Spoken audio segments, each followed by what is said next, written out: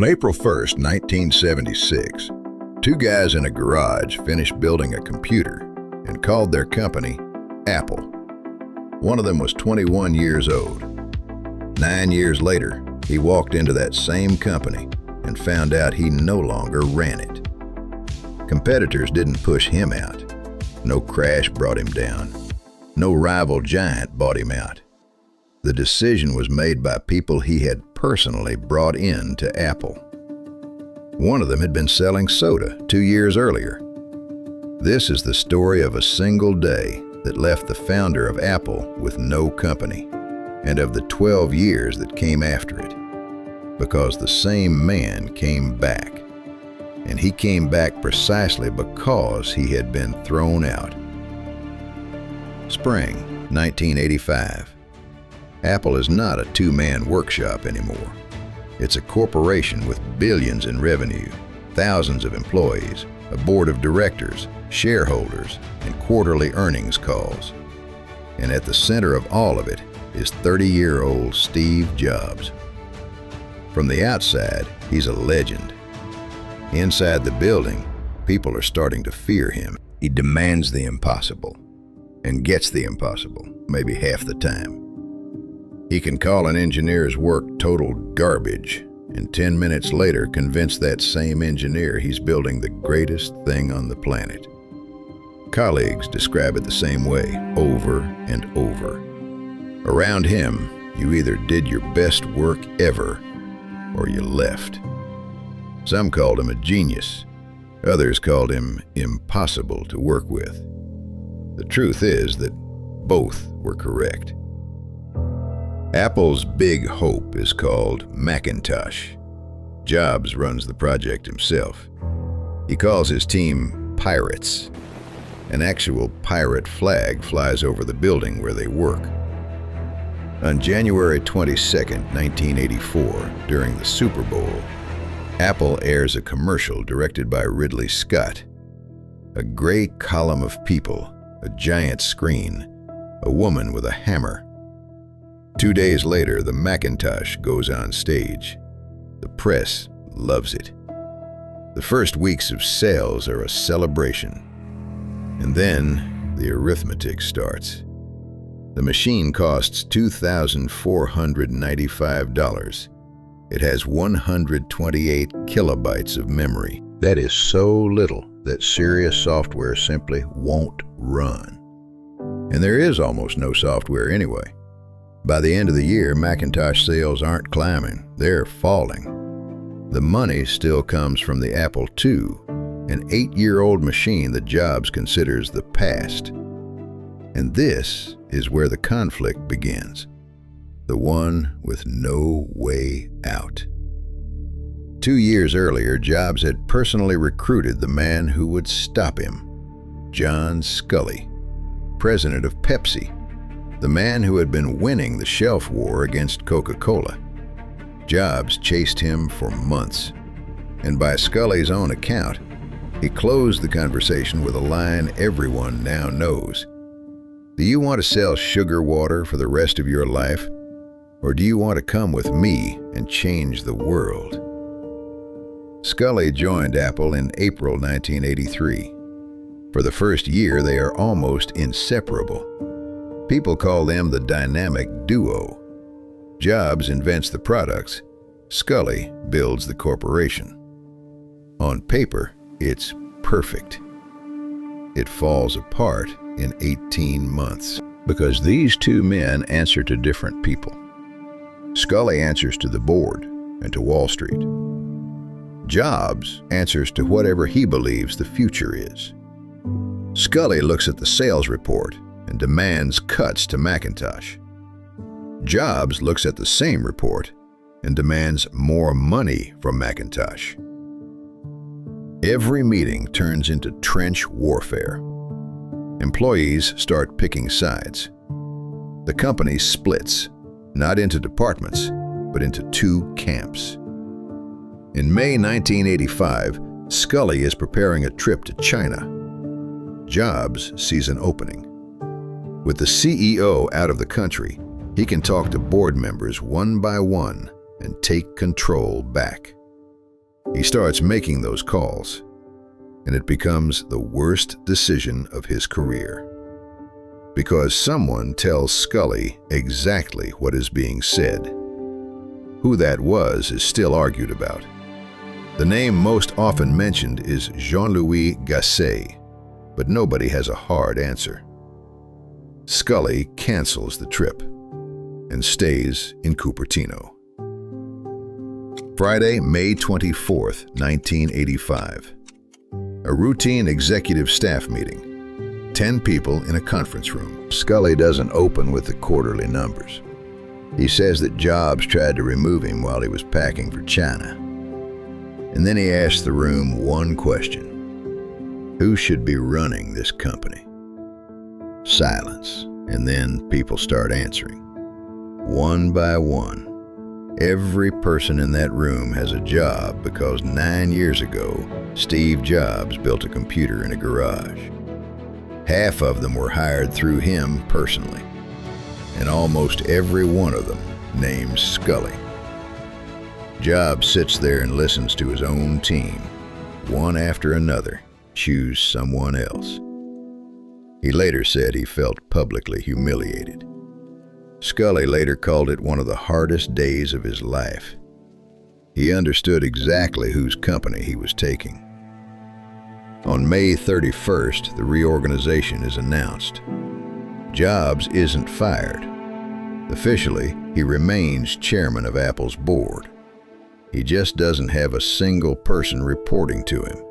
No product, no project, no decisions.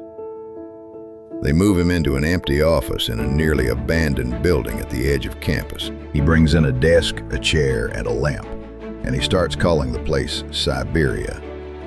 He shows up for a few weeks. Some weeks he doesn't show up at all. The company he founded is visible from the window. Years later, he described those months in one sentence.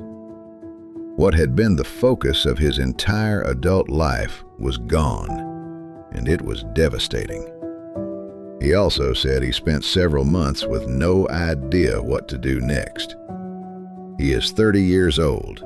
He has roughly $200 million and a reputation as the man who lost the loudest fight in the history of Silicon Valley. On September 17, 1985, Jobs resigns. He already knows what's next. A new company building computers for universities and research labs. 5 Apple employees leave with him. Apple's reaction shows how badly things had broken. Apple sues its own founder. The claim? Poaching employees and using confidential information. The case eventually settles, but the damage lasts for years. And Jobs does something that, at the time, reads as pure theater. He sells almost all of his Apple stock, around 11% of the company. He keeps one single share, so he can still attend shareholder meetings and receive the annual report. The new company is called Next. Judged as a business, it's a failure. The Next computer ships in 1988 at $6,500. It is beautiful. It lives inside a perfect black cube, and almost nobody buys it. Over its entire life, Next sells around 50,000 machines. In 1993, Jobs shuts down hardware entirely and keeps only the software. Seen from 1993, this is the story of a man who built one brilliant company and then spent 8 years building an unnecessary one. But that software is called Next Step, and 13 years later it becomes Mac OS. And out of Mac OS comes iOS. The system running on the phone in your hand started as the product of a company Jobs founded out of desperation. And there's a second thing he does in those same years. In 1986, he buys a small computer division from George Lucas for about $10 million. 30-something people building graphics hardware for medical imaging. The division is called Pixar. For the next 9 years, Jobs keeps it alive with his own money, around $50 million in total. He told friends that if he had known the real number in advance, he never would have started. On November 22, 1995, Toy Story opens, the first feature film made entirely with computer animation. A week later, Pixar goes public.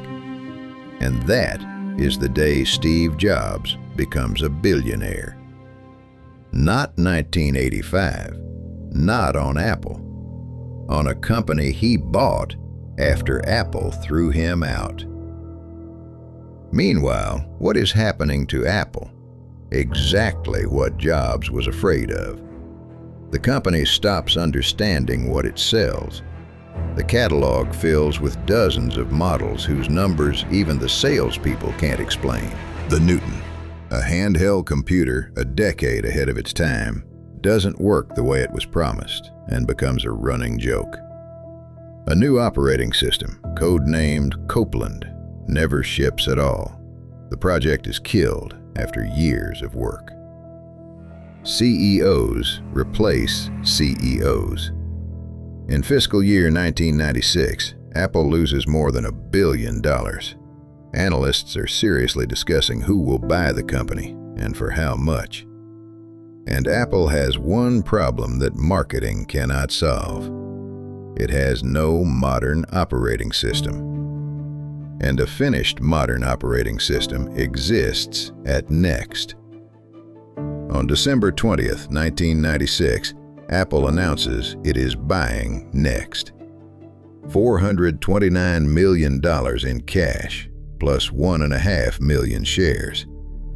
The company buys the firm of the man it pushed out the door 11 years earlier. And along with the firm, it gets him back. At first, he's an advisor. In the summer of 1997, another CEO resigns. In September, Jobs becomes interim chief executive of Apple. He keeps the word interim in his job title for the next 2.5 years. The rest is known. He cuts the product line from dozens of models down to 4. He kills the Newton. In August 1997, he walks on stage and announces a deal with Microsoft. A $150 million investment from the enemy. The room boos. Jobs says that for Apple to win, Microsoft doesn't have to lose. A year later, the first iMac ships, then iPod, then iPhone, then iPad. In 2005, Jobs speaks at Stanford's commencement. He talks about that day. Sometimes life hits you in the head with a brick. Don't lose faith. And then he says the thing nobody expected from him. Getting fired from Apple was the best thing that could have happened to him. The heaviness of being successful was replaced by the lightness of being a beginner again, less sure about everything. He says this 20 years later. Back in 1985, he didn't know that, and he couldn't have known it. And here's the honest part, because history prefers simple versions. The simple version goes like this. The genius won, the board was blind.